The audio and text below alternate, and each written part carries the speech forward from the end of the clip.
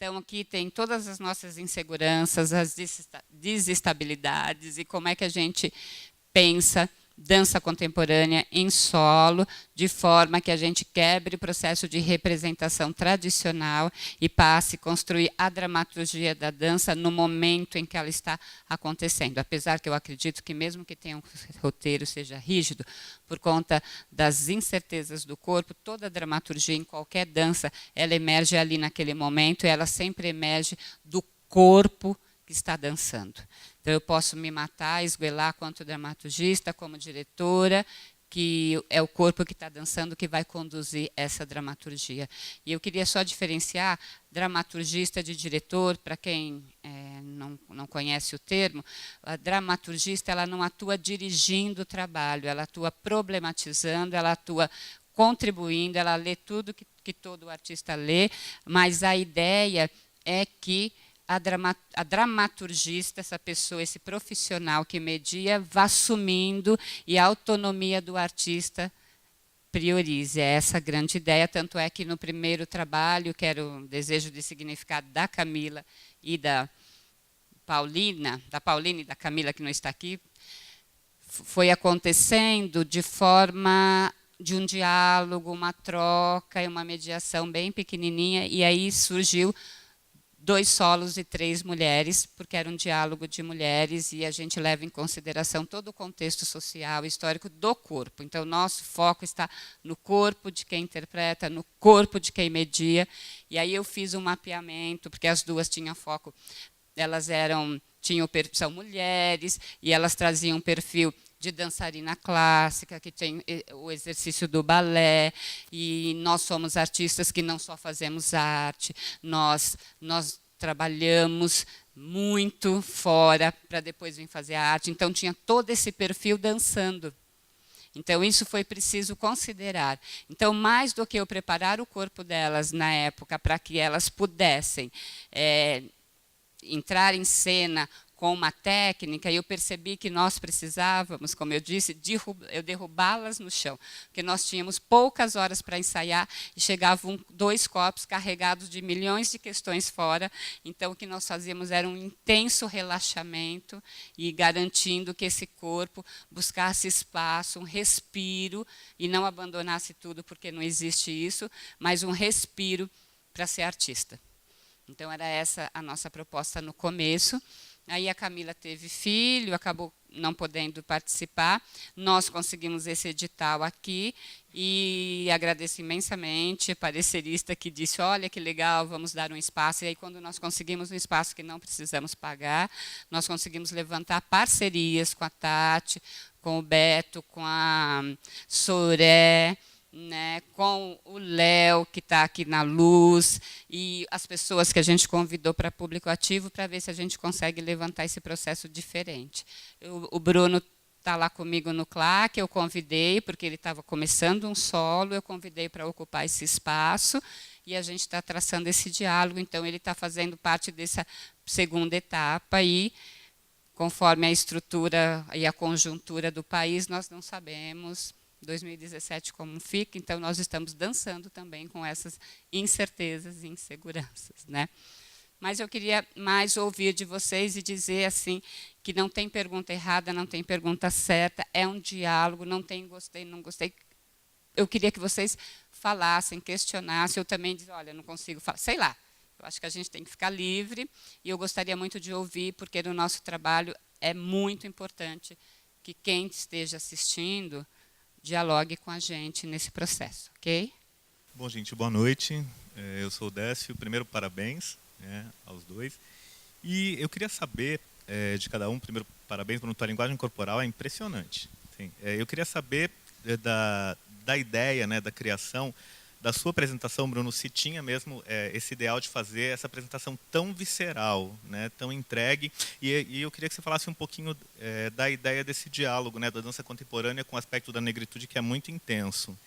E da Paulina eu queria saber como é que foi também esse processo de criação e a ideia de ter um figurino tão marcante, que fizesse essa extensão do corpo, né, como é que foi essa concepção do figurino? Realmente eu não lembro como eu quando a gente fez a primeira etapa, eu a Camila tinha um tema muito definido. Ela chegou e falou: eu vou fazer isso e pronto. Eu não tinha tema nenhum. E aí eu comecei a pesquisar, fui atrás de várias coisas e aí acabei indo para as artes plásticas e escolhi umas imagens que o solo partiu daquelas imagens, né? Eu comecei a estudar a partir daquelas imagens. E na época também, eu adoro figurino, moda, essas coisas, e daí também comecei uma pesquisa e aí eu falei, fui meio que idealizando na minha cabeça, né? E logo veio essa imagem de uma coisa que desse movimento. No entanto, não foi proposital todo esse movimento, porque a gente ensaiou e o figurino tipo ficou pronto 15 dias antes. E aí eu ensaiei algumas vezes com o figurino e tal, e aí quando viu as fotos, os vídeos, a gente, nossa, que figurino é esse, né? E agora para essa etapa, foi meio que uma desconstrução do que eu fiz na outra, porque eu não conseguia chegar naquele lugar da onde eu parti, né? Aliás, eu conseguia chegar, mas era muito na forma, e aí foi um processo bem difícil de ainda tá tipo se essa mostra fosse daqui uma semana estaria diferente, se daqui um mês, né, também estaria diferente. E aí nessa segunda etapa surgiu o vestido como parceiro cênico. Então ele começou a interagir comigo, porque da outra vez eu não tive tempo e, por exemplo, eu tinha algumas movimentações que falava, nossa, ele é tão pesado que eu não consigo fazer o que eu fazia antes, né? Então, dessa vez eu comecei a trabalhar com o peso dele, com o movimento, com os sons que ele provoca, né? E ainda dialogar com o que tinha antes, né? É isso. E aí entra o papel do dramaturgista. Quando eu vi o trabalho, depois da Paulina em cena, eu convidei, eu disse assim, Paulina, esse figurino, ele é fantástico e ele ainda não se esgotou, né? E a gente precisa repensar. E a Paulina falou, então. E ela falou, olha, eu também tenho uma necessidade de pensar a questão do peso. Então, o que nós trabalhamos? A escuta, o diálogo dela com o vestido. Né? Então, não era uma imposição da Paulina com o vestido e também nem o vestido uma imposição, porque o objeto cênico ele impõe e é difícil trabalhar mesmo. Né? E aí a gente foi trabalhando essa escuta. Então, a proposta dela repensar era que a única coisa que não mudasse era o figurino, que ele ficasse. E aí ela foi retomando, revisitando, e ela percebia que estava assim um trabalho.